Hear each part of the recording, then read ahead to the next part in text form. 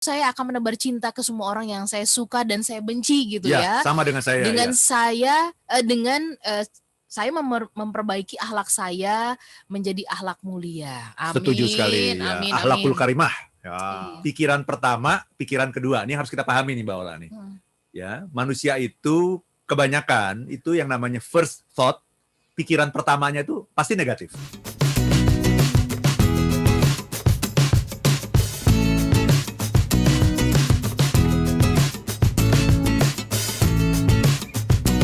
Satu, saya akan menebar cinta ke semua orang yang saya suka dan saya benci gitu ya. Sama dengan saya Dengan ya. saya memperbaiki akhlak saya menjadi akhlak mulia. Amin. Setuju sekali ya. Amin, Akhlakul amin. karimah. Ya, Iya, jadi top deh ya. betul. Ini kalau sudah di posisi gini kita udah naik kelas banget. Naik gitu kelas ya. ya. Nah, tapi itu gimana sih cara mengelolanya? Karena nggak mudah loh Pak, gitu Ya. ya. Karena kita harus care juga sama orang yang kita nggak suka, yang kita benci. Ih, kalau bisa mah jangan liatin mukanya lah kan kira-kira gitu ya. Tapi gimana dong kalau kita Ya. misalnya tantangannya bisa ketemu sama orang itu karena mungkin satu lingkungan, Ya. lingkungan di kantor, tetangga mungkin, betul. ya. Bagaimana itu Pak Arfan? Kalau belum mau ketemu ya nggak usah dipaksa. Iya kan? Itu sesuatu yang manusiawi sih Mbak Ola ya. Kita punya perasaan tidak suka itu sesuatu yang manusiawi gitu. Jadi memang ada first thought, ada second thought. Pikiran pertama, pikiran kedua. Ini harus kita pahami nih Mbak Ola nih. Ya, manusia itu kebanyakan itu yang namanya first thought, pikiran pertamanya itu pasti negatif. Bahkan ada penelitian yang dilakukan oleh seorang pakar happiness dari Australia itu, 60% itu pikiran pertama itu negatif.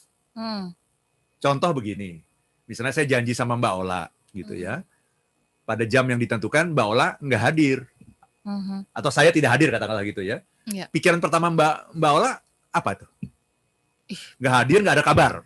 Pak Arfan kok gini Pak? Nah itu kan negatif ya. Jangankan itu ya, itu kan kita udah effort ya, udah effort nunggu tuh ya, udah effort nunggu karena kita janjian di satu tempat ya. Jangankan itu, misalnya Mbak Ola kirim WA ke saya deh, itu yang paling gampang deh. Kirim WA sehari nggak dibaca-baca. Padahal Mbak Ola lihat saya online. Ya kan ketahuan tuh, kalau kita kirim WA kan, oh orang ini kok online terus. Tapi message saya nggak dibaca-baca, udah seharian. Pikirannya positif atau negatif? Ya, bisa jadi negatif. Bisa jadi negatif. Padahal besok kita mau talk show nih gitu, udah hari Kamis malam belum dibaca juga. Kan negatif gitu. Jadi pertanyaan itu wajar nggak? Ya, wajar. Wajar. Jadi yang pikiran pertama itu selalu negatif. Kita harus akui dulu gitu. Itu kelemahan kita sebagai manusia gitu. Nah, tetapi sebelum itu menjadi sebuah action, kita harus tumbuhkan yang namanya second thought, pikiran kedua. Jadi pikiran pertama itu adalah pikiran yang manusiawi, mengikuti gaya tarik bumi, karena kita kan berpijak di bumi nih, itu namanya gaya tarik bumi. Pikiran kedua itu mengikuti gaya tarik langit. Nah, itu yang namanya cinta. Gitu. Jadi, oh, kok Mbak Ola belum, kalau saya nih, oh, Mbak Ola kok belum balas-balas nih, udah malam ini. Saya udah kirim dari pagi loh ini, hari Kamis pagi loh, saya udah kirim, udah jam 10 malam belum dibalas juga nih, gitu. Padahal saya lihat nih online terus nih, gitu kan. Nah, saya harus berpikir positif. Oh ya, nggak mungkin Mbak Ola seperti ini. Mungkin lagi banyak sekali tugas dan sebagainya. Dan saya tahu Mbak Ola kalau kerja juga nggak inget waktu gitu. Mungkin nanti baru dibaca jam 12 malam gitu. Tapi saya yakin besok kita akan ketemu hari Jumat dan talkshow akan berjalan dengan baik gitu. Ya. Nah, tapi itu harus diciptakan. Jadi pikiran negatif itu datang sendirinya, dengan sendirinya. Nggak usah diciptakan. Itu datang dengan sendirinya. Ya. Tapi pikiran positif itu harus selalu diciptakan. Diperjuangkan ya. Diperjuangkan. Jadi yang namanya cinta juga adalah sebuah perjuangan yang luar biasa, Mbak. Bahwa kita punya naluri-naluri yang tidak suka, benci, dan sebagainya, itu sadarilah bahwa memang begitu. Itulah yang namanya manusia. Kenapa? Karena kita punya ego. Nah, tapi kita harus tahu bahwa ini kalau kita terusin, ini akan merugikan nomor satu, diri kita sendiri. Semakin besar kebencian, semakin kecil happiness gitu. Nah, kira-kira rumusnya begitu. Ketika kita menyadari itu, maka oke, kok saya ada kebencian ya? Ya nggak apa-apa, saya juga lagi berjuang kok. Namanya orang lagi berjuang kan gitu. Tapi sedikit demi sedikit nanti kekuatan kita akan makin besar gitu ya. Saya belajar dari personal trainer saya gitu, kalau fitness itu, yang namanya beban itu jangan langsung dikasih 50 kilo, jangan. 5 kilo dulu. Shock lah nanti shock, nanti badan sakit-sakit. Kasih yang 5 kilo dulu udah sanggup, udah bagus, 10 kilo, 15 kilo. Dikit-dikit. Pak Arfan, kalau bicara mengenai tadi memahami begitu, ini ada pertanyaan dari banyak smart listener begitu ya. Kenapa kita yang harus selalu memahami?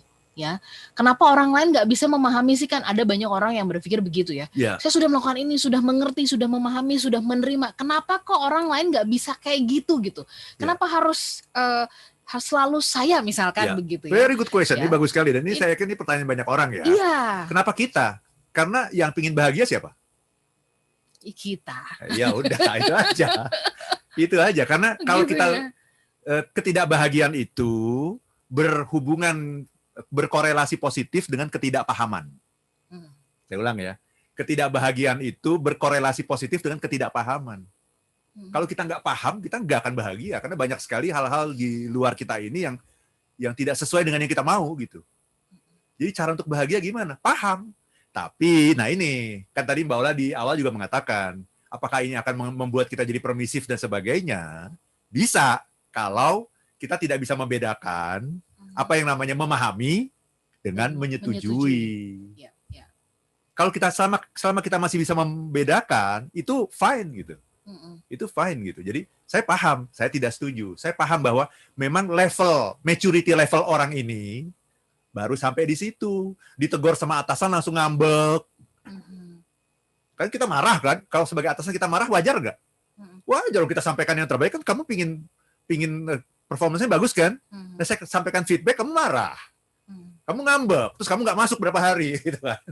Ya wajar gitu Pak. Sebagai leader kita marah wajar, tapi kemudian kita pahami, oh iya ya memang cara pikir dia tuh seperti itu. Dia bukan berpikir bahwa kita sedang ngasih feedback. Dia berpikir dia sedang dihakimi. Dia berpikir bahwa nasibnya di perusahaan ini terancam. Wajar nggak kalau dia defense seperti itu? Dalam kacamata dia. Wajar. Ya udah kita pahami ya, memang anak ini levelnya baru sampai situ. Baru level 1 dalam pembelajaran yang namanya kedewasaan gitu. Baru level 1 dia, wajar. Justru tugas kita sebagai atasan adalah apa? Meningkatkan dari level 1 ke level 2, level 3, level 4 dan seterusnya. Nah, tapi cara meningkatkannya gimana?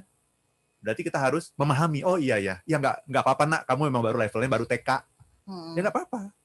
Gitu. Dan dengan dipahami seperti itu, oh iya ya, dia jadi akan merasa, iya ya, saya harus meningkatkan ini. Nggak boleh TK terus dong, harus naik jadi SD, SMP, SMA, dan seterusnya gitu. Jadi itu, memahami tolong bedakan dengan menyetujui Mbak Ola. Itu aja kuncinya. Smart listener dan juga sahabat yang bergabung, mencintai apakah juga sama ini memberikan ruang ya di dalam diri kita untuk orang lain ya.